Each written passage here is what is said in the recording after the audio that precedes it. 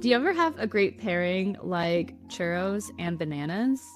Or Takis and Skittles? And it just makes each part taste different, maybe even better than they would on their own? This is Juxtapose, the podcast where we bring you two tasty pieces of art to see what they're like together. I'm your host, Bea Forkin. And I'm Sarah Peacher. Let's dig in. Today, I'm bringing to the table the movie Challengers, and I honestly could not be more excited to talk about this movie. I've been obsessed with this movie since the moment that I saw it. Honestly, even just seeing the previews, I was really excited to go see it. I love especially Zendaya, and then the other two actors in this turned out to be amazing as well. But, the moment I saw it, I texted B pretty quickly after, and I was like, I want to try to include this season. It's so good. And B was like, yeah, let's do it. At the time of recording this, the movie is still in theaters and it's also come out on streaming services for a price, of course. But for those of you who have yet to see it, or if you need a refresher, let me give you a little bit of synopsis about the film. First of all, this movie is about tennis as a relationship. There you go. That's all you need to know. Done. My section is done.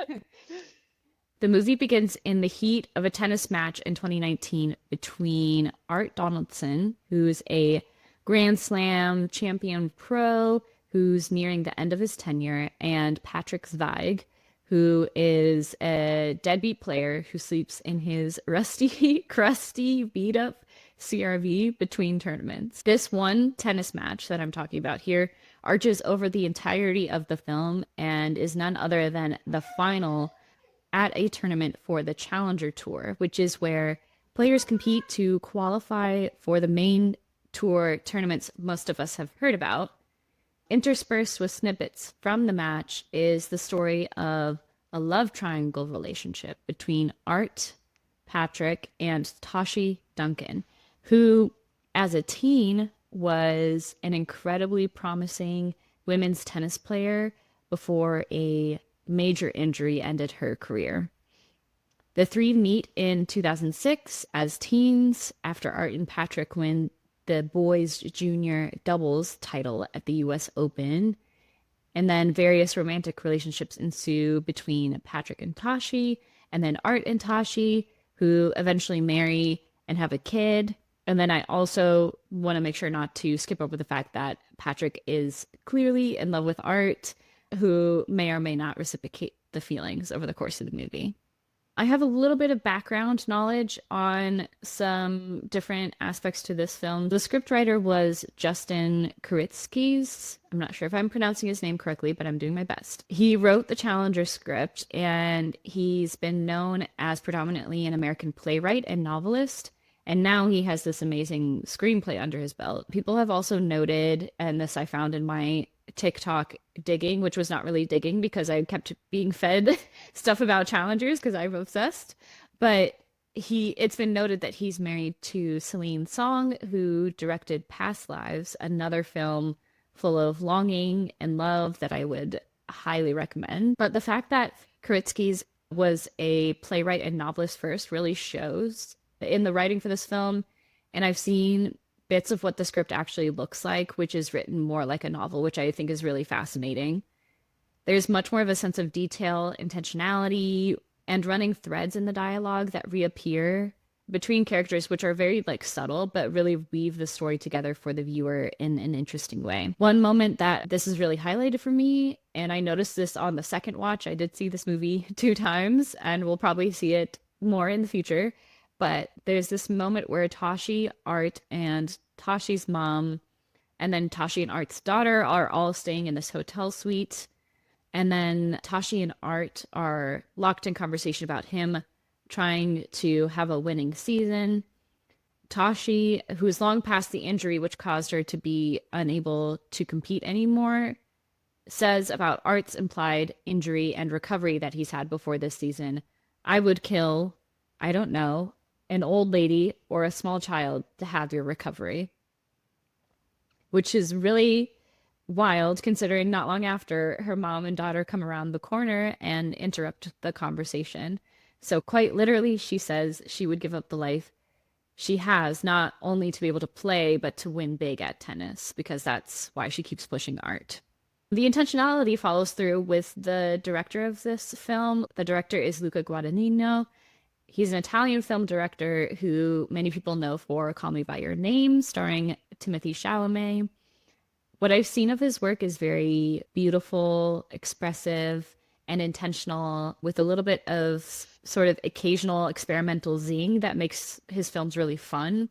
He also has a couple of horror films in his filmography, but a big chunk of his work includes films with similar themes to Challengers, exploring romantic relationships and desire, and often a sense of longing. He really brings the same level of detail and intentionality to the creation of this film as Kritsky's brought to the script, though he did leave some space for actors to improvise here and there, as talked about online as well, with apparently the churro scene in interviews. The actors who played Art and Patrick said that that was an improvised bit. They had churros on set and they decided to involve them in this scene where they are sort of having like a jokey tussle about Art trying to separate Patrick and Tashi.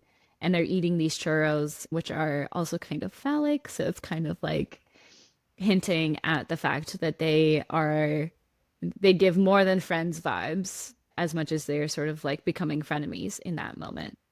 And I'll talk more about music later, but I found that the way tennis functions in this movie and runs alongside the relationships between characters was really, it was a cool exploration of these relationships through the game of tennis.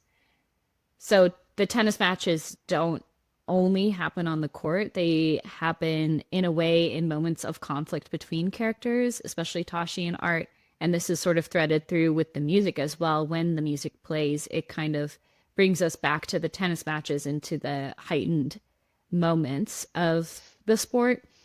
And I'm not typically into sports movies that much, but this is by far the most interesting sport movie I've ever seen because it's relying so heavily on the sport to actually aid in depicting character conflict and the narrative arc overall. I found Tashi's character and her relationship to tennis particularly interesting because she relies on tennis to communicate her thoughts and feelings to both Art and Patrick. She really seems to struggle to express her desire outside of being able to also talk about tennis at the same time because it's so important to her and such a big part of her life. One example I noticed was when she says to Patrick, quote, "You typically fall apart in the second round," which foreshadows their breakup, coinciding with the literal second round of the Challengers game that overarches the entire film. And I thought that was excellent writing and really interesting.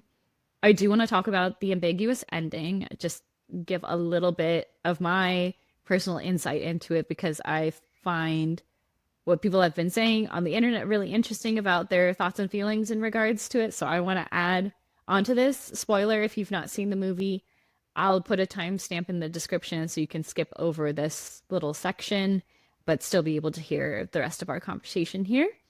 And you got to go watch the movie, okay? So the movie ends without a clear winner in that final game that's happening between Art and Patrick. And I love an ambiguous ending like this because life and especially relationships, as complicated and messy as this love triangle clearly is, are just ambiguous, full stop. There's a sense of resolution, though, as the men come to terms with the fact that Tashi has cheated on Art with Patrick multiple times. And they also rediscover their love for playing against one another. Simply playing the game with one another is enjoyable. The movie ends in them volleying back and forth and getting closer and closer until they finally embrace and Tashi screams, "Come on!" That final scene really gives this feeling that this pattern, this love triangle, will be forever. It's sustained, it's suspended. And both men are always going to want Tashi and she's going to want them. And Patrick and Art want each other too, though they might not always want to accept that for themselves. Though my hot take is also that if Patrick and Art accepted that they loved each other, that they were more than friends, and actually explored that, maybe things would have turned out entirely differently. Anyway, that's enough for me. It's your go, B. Yeah, the movie was like, ugh, so tense. Like the tension and the music, all of it like really came together. Okay, so today I'm bringing to the table one of my all-time favorite artists, BbyMutha.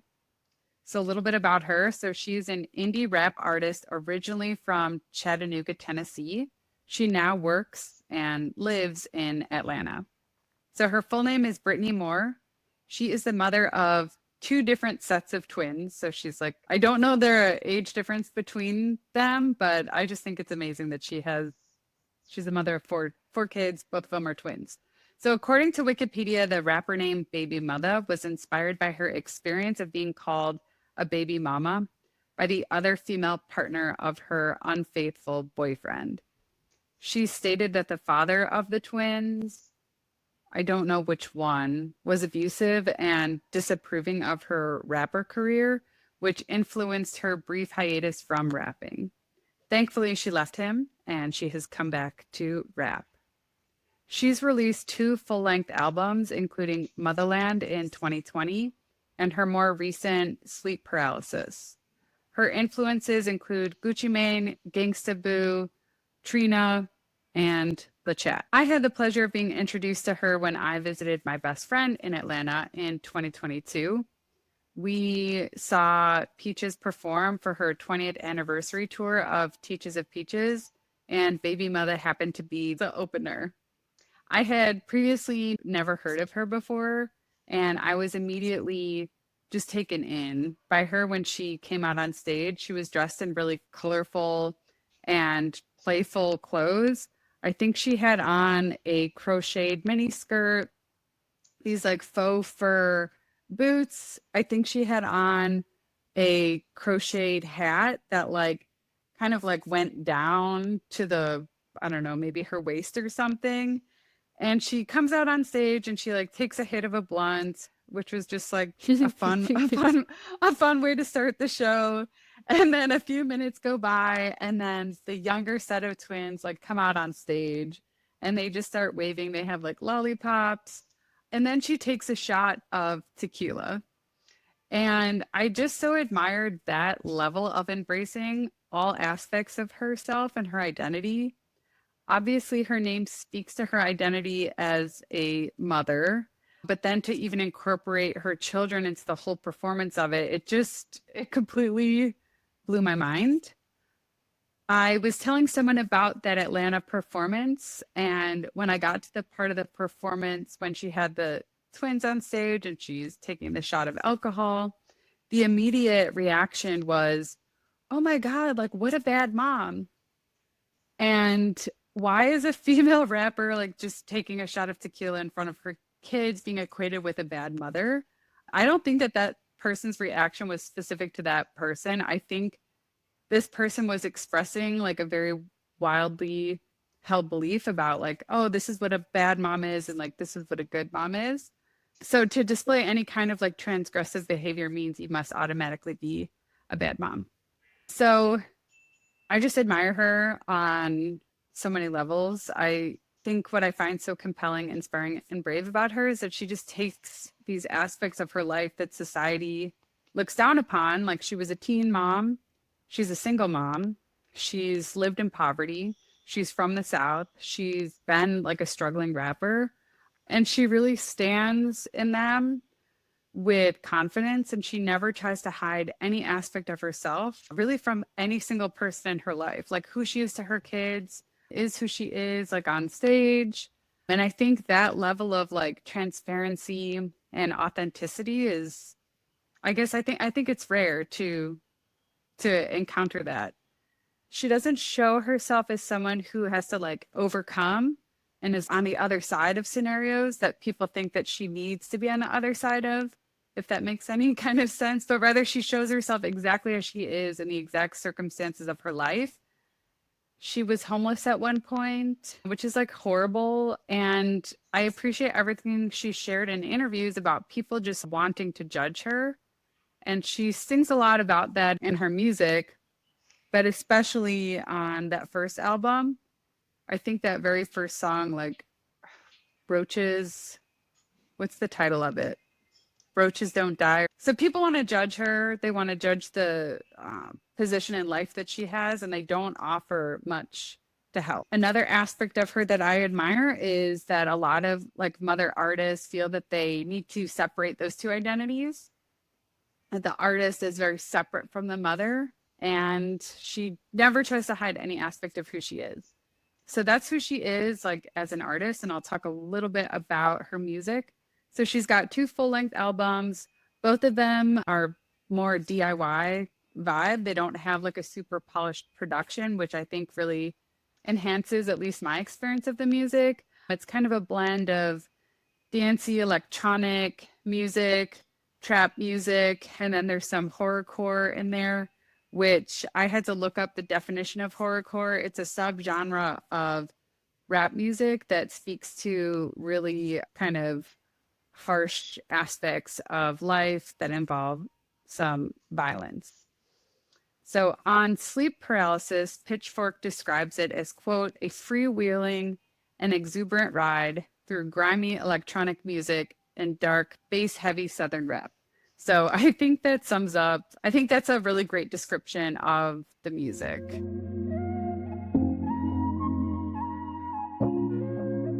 Okay, so my first question for you, I'm excited to know, what's your favorite song from the new album, slash, do you have overall impressions of sleep paralysis? What are your thoughts? So I love the album. I like the first song, which is called Gun Control, which has samples in there around, I don't know what exactly they're saying, but my read of it is that it's making commentary on the need for gun control. I like how the song opens with like I do what I want because I think it's a great way to start a song. I think it's a great way to start an album. And if you had never been, never listened to her music before, I feel like that first line kind of sums her up as an artist. And then my second Mm, favorite song is Mother Massacre, which is it's a horrorcore song that is very graphic description of literally dragging a man by his private area. So I don't know. nice. Yeah, I love the boldness of it. I love the visual of it. So have you had a Yes. chance to listen to it? What is your relationship with BbyMutha? Had you listened to her music before? Did you know who she was?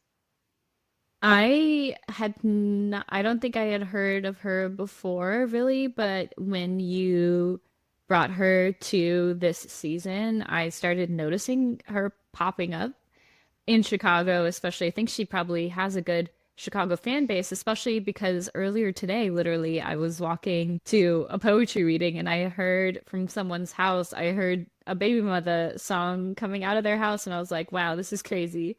So she's been haunting me. But I have listened to Sleep Paralysis a few times now. Maybe been like three times now because it's enjoyable to listen to, and for purposes of this episode, I wanted to really get into it. And I really liked so much of the backing tracks for this new album in particular. And, some of the drum and bass stuff is very like popular right now, but she does it in her own way. Like whoever her producer is did it in a really cool way, and everything across the album, like sonically, sounds really good together. And I also felt like it fit with the Challengers soundtrack in a really cool way, which we can talk about here in Yeah. a second. But my favorite songs from Sleep Paralysis might be Tony Hawk. That has a drum and bass like rhythm to it, and I really there was something about it. Something about her flow on that one, I think was like it just makes me want to like do this. Totally. Yeah, she really inspires you to And like get up and dance or just like, I don't know, like kind of yes. just like vibe with it, I guess is the word. I'm like, I just like this. Yeah. And then I also thought that Final Girl goes really hard too. As I was thinking about it too, I identified an overlap between the two things here. And I feel like Final Girl would be on Tashi's like match prep playlist. Like this is where it starts to connect with Tashi. quote, if you ever took my kindness for a weakness, if you Yes. ever said you love me, never mean it, never Yes. needed him, I'm feeling so conceited. Pride is hot. I'd rather Yes. rot than be defeated. Ugh. Yeah. Especially as like a young Tashi when she was like really hot and she was doing not hot in the sense of like doing really, really well in tennis, but also clearly she was attractive to these two boys. But Yes. I feel like that was her moment when she's like, I'm strong, like, and she does show kindness to these men, but at the end of the day, like she focuses on not wanting to be defeated. I think Mm, that's the connection to the end of that hook of her kindness is not a weakness, it's just that she wants to not be defeated. mm. So she supports and helps these men because she wants to be part of something where she feels like she's winning. Yeah, definitely. And as the movie progresses to like live vicariously through them too. Let's get into the music from the movie because I watched it last night and from the opening credits, the music is there. It almost is like I feel like the music like introduces you to the movie even like before the visuals start. So like you're starting to feel this like I don't the tension. The tension is introduced right away. And I was excited by the music because I could see the parallel between them, at least sonically, that techno vibe is there. So did you want to go into the music a little bit more now? Yeah. Yeah, so a little bit of background on the score. It was created by Trent Reznor and Atticus Ross, who have also written the score for The Social Network, and they've worked with Luca Guadagnino before. They really created this very driving techno score, which gets interspersed with also a boys choir song, which was selected by the director, and then bits of this sort of like arpeggiating piano that feels like it's very circular in its motion. There's like some quieter songs that have that piano on there, but later in the film, the two sort of combine together the techno beat and the arpeggiating piano. And then this music, where it sort of comes in, is during tennis matches and also moments between characters where there's like really intense relational stuff happening. And it really heightens the tension in those moments. There's also a theme for Tashi that comes in early on, which ends up disappearing from the score once her career ends. It's this one where there's like the yeah, yeah, yeah. I won't sing the whole thing, but and there's also moments where there's incorporation of this sort of like windy sound in the score during the storm scenes. Oh, Overall, it's just like a great score. It really brings the movie to life in a way that it wouldn't be so alive without this score. So it's so cool. But I did also notice that sort of so much of the driving drums and bass in the score of this film really like fit with the music of BbyMutha as well. I want to switch gears a little bit and ask you a question about the challengers, specifically about Tashi. I have two questions. Do you think that the first question is, do you think that Tashi is a dislikable character or a likable character? And my second question is, what did you think of that scene that preceded her injury? Because I have thoughts about it. I have a lot of Yes. thoughts. Yes. I think that I really sympathize with Tashi, and I think that a lot of the ways in which she acts, which would make her a dislikable character, come out of the pain and trauma that she experienced of she worked so hard. She came from nothing Mhm. and became one of the best tennis players at her age at the time when she received this injury. And then everything after that is just sort of like, how can you not be changed and how can you not be bitter on occasion because like you're still in the world of tennis, you've Mhm. chosen to stick around, but at the same time she can't really be in it the way that she so desires Mm. being in it. I feel like, yeah, I just feel like bad for her. I feel bad for her. Okay. And and I think she makes some bad decisions based on that pain in her. So I think that's not good, and I wouldn't endorse. If I was Tashi's best friend, I'd be like, "Hey, Tashi, hey Tashi, You might want to maybe don't do it. Yes. maybe think about what you're doing. Maybe don't do that." But yeah, Well, let's get into the second question is that scene preceding the major injury that ended her career. I feel like the dialogue that transpired between Patrick and Tashi in that scene said a lot about her character, but I wanted to hear your thoughts about that. Do you remember that scene? she gets very she gets very defensive because he's like, I are you still talking about tennis? But she is talking about tennis, but it's her form of communication with both relationships that she has here with both Art and Patrick. Like that is the mode in which she's able to communicate with them. And I could understand how it would be frustrating to be in a relationship with her when that's like, it seems like that's all she wants to talk about, but really she's like also still trying to communicate about their relationship and the terms of their relationship, but Mm. it is still centered around tennis and in some ways is very like centered around herself, you Mm. know? But what were your thoughts on it? Well, I was thinking a lot about the game of tennis, and then I was thinking a lot about the role of like dominance and submission and how tennis is such a game of like power transfer, I guess, or it's like such a disciplined sport. It's such a strategy sport. And then I was thinking of her relationship to both of the men. And I feel like she kind of always wanted to be in a dominant role against both of them. And that scene in particular, she's wanting to coach him. She's wanting to be in this like dominant role against Patrick, and he refuses to submit to it. And he like Yeah. really, and he basically tells her that I'm not going to be that. That he's really saying he wants the relationship to be equal. And she, I don't know, my read of it is that she doesn't want that. And then, yeah, so I don't know, like she kind of was defeated in that exchange. And then it kind of leaked out onto the She court. lost she Yeah. lost that match Yeah, and she then did. she ended Yes. up really losing the real match. Yeah. And then she never really fully respected Art, I feel, because he never stood his ground in the way that Patrick did Yeah, against her. absolutely. So, anyway.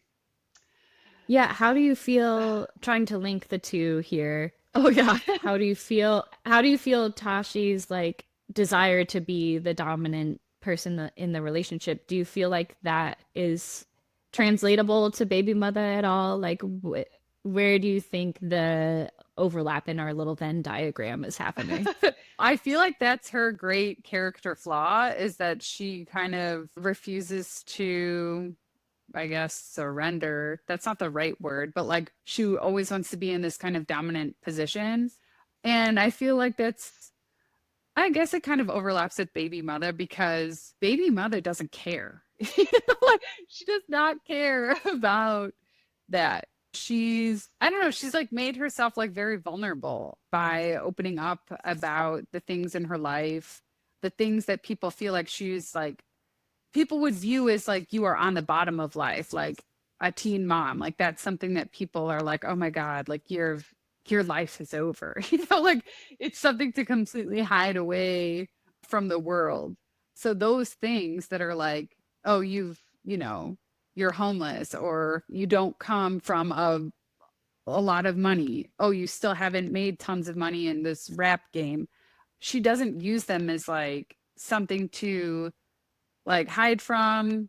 This is like kind of going on like another tangential rant, but I feel like Tashi kind of represents the like false aspects or the fake aspects of like rap, where like you need to present yourself as like number one at all times. Do you know what I'm saying? Like, I don't know. Whereas Or baby, to be a desire to be the at the top spot, the number one spot versus like just being able to make something or to do yeah. something good with your life.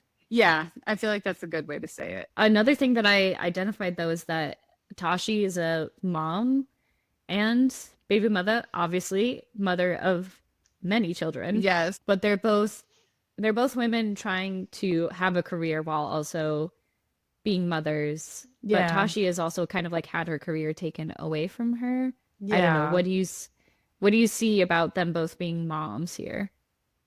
Oh my God. Well, I feel like Tashi's the role of motherhood in the movie. I feel like it was not fully developed, not fully explored. That was like kind of like also a little bit hidden. It kind of played this like minor role.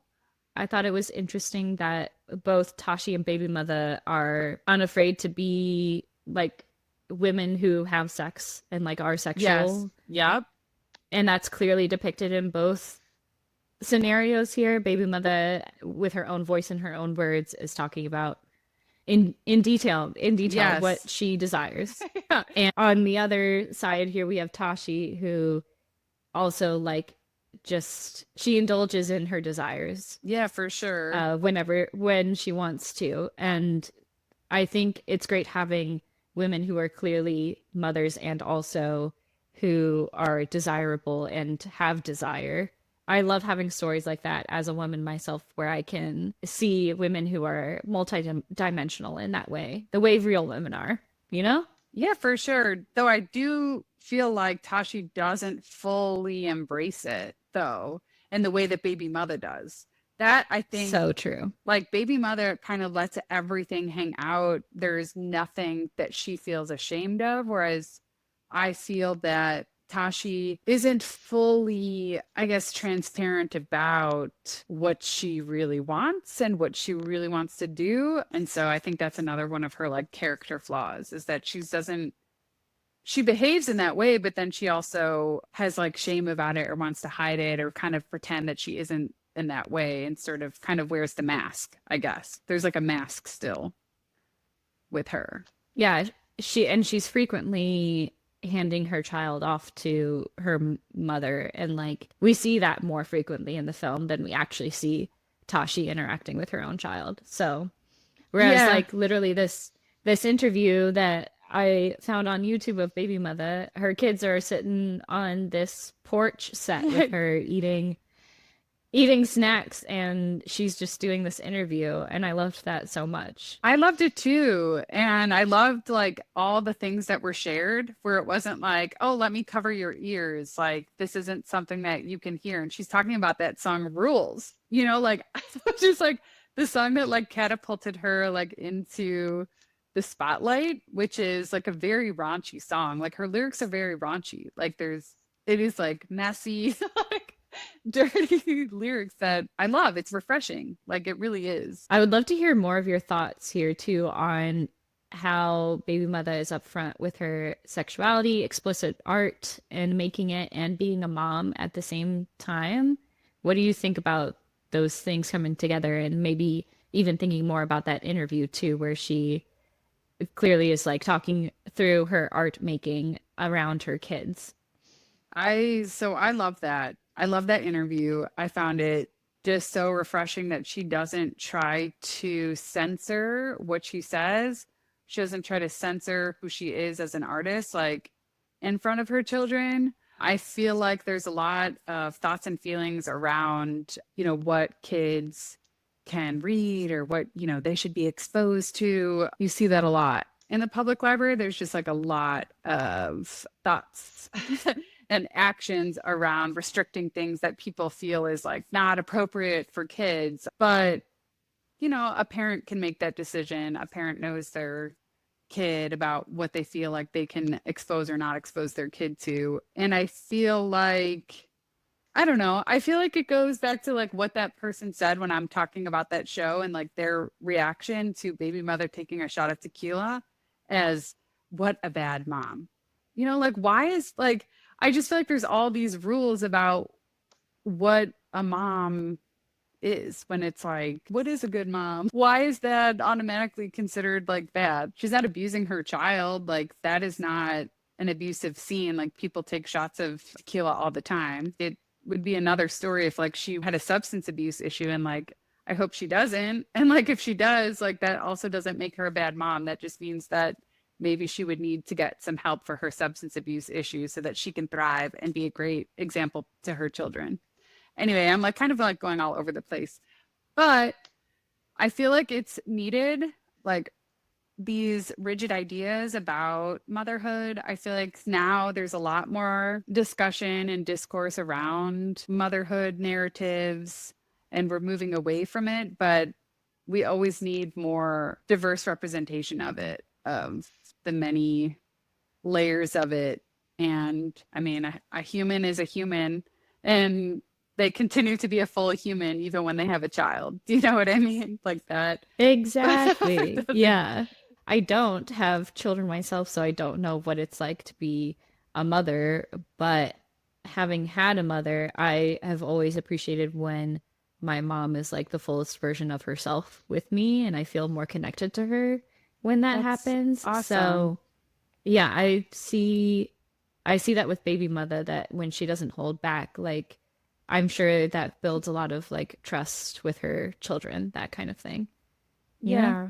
Oh, yeah. And it's something that I think a lot about, like with some of my art, some of my writing is like can be more transgressive, not a lot of it, but some of it can be that way. And I've always had a moment of fear around pursuing publication of it because my initial reaction is, oh my God, but I have to pick my kid up in the pickup from school line. I was actually very emotional about it. Like I was like crying about it to somebody, and I'm like, I just don't want my kid to be in sixth grade and like humiliated by me as, his mother because I wrote this like really, humiliating thing.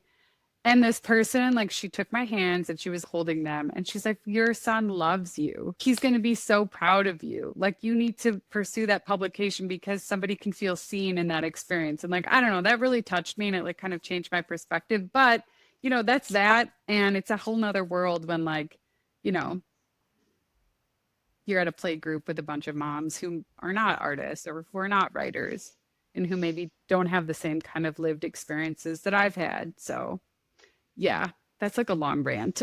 But I loved it. I loved it so much. so when I watched the movie last night, I didn't really have a lot of background context like going into it. And I will say, like, I've spent the last year studying different traditional forms of poetry, and one form that I've been working in and reading a lot of is pantoums. And when I watched this movie, by the time I got to like the middle of it and like the structure was like clear to me, I was like, dude, this is a pantoum in a narrative film form. So I wanted to ask you about your thoughts around the structure of the movie. Did you notice that kind of pantoum structure, or did you feel like it was an effective structure for telling the story? In what ways did you think it maybe was working to build on the tension of the film? Yeah, I totally saw what you were saying when you said the Pantoum structure of like there are these similar lines interspersed with slightly differing lines, but they're all sort of like repeating and speaking to each other. That's sort of like the way that the movie is built. And I thought that was such a good way to describe it. I thought it was the best way, honestly, to build the narrative because each thing that happens in the match, which is the first thing that we see at the beginning of the film, each time the match is interspersed, it gives us more insight into either what has just transpired in some of these like backstory bits or like what's about to happen in the next bit. It sort of gives this background of like these characters really understand each other and it's through tennis. So let's look at an actual match where we see the full match. If it had been structured where the big game happens at the end, that's like more of a typical narrative arc where it's like, okay, big moment at the end, it would not have been the same movie at all. I think I would have been way less interested in it because a long sequence where people are just playing a sport does not Hmm. seem that interesting to me. But Yeah. but the fact that it's interspersed makes it much more digestible and actually like heightens both things at the same time. The narrative that happens of them getting to know each other and their relationships, and the narrative of the match itself, and also the way that the director shot like the last few scenes of Mhm. the final match were so cool. Yes. So cool. I loved them. I was going to ask the same for you. Did you notice certain structures or patterns in Baby Mother's work, and how did that like impact the work? Oh my gosh. I don't have an answer for that. I don't know if Okay. I don't have an answer, Okay. but I do want to make a final comment about her. So I Okay. wanted to just talk about why I feel like she's such an important artist, even though she's singing about like really raunchy things or whatever, which is more common in like female rappers today. We talked about Flo Milli last episode, and I think there's something really different about those two artists. Like one thing, Flo Milli is like as mainstream as you can get. She's made it really big. She's really young. She's extremely beautiful. She's extremely confident, and she didn't have as many life struggles that Baby Mother did. And I feel like someone like BbyMutha, she doesn't look super polished. She doesn't look like somebody who has millions and millions of dollars, you know, like she doesn't dress in like really expensive Because clothes. she doesn't have millions of Yeah, I dollars. know. She doesn't Yes, have that money. Yeah. exactly. And I feel like that's something that she's subverting the genre of rap music. I feel like that's something that's like really common in that, where it's like kind of like a rags to riches story. And that means that you've made it. You know what I mean? I just wanted to say that. I feel like she's just such an important artist. So, anyway, so I wanted to ask you a question about Challengers. Like, why Challengers? Like, why do you feel like this is an important film today? I think a lot of it has to do with Tashi as one of the main characters. Like, sure, she's unlikable, she does bad things, but she's a very real character, it feels Mhm. like to me. Like, she has all of the aspects of like a young black woman, and she feels very much like modeled on Serena and Venus Williams, and I'm sure some of the struggles that they have faced, imagine like us not having them in the world because of an injury, the way that Tashi Mm. gets booted out of tennis by that awful injury. I just thought that you don't often get a black female character that is like fully rounded the way that Tashi is. So I think that that's why Challengers is really important, and that she's her character is just able to do all the things. It's just a fully fleshed out narrative where like things just happen in complicated and nuanced ways.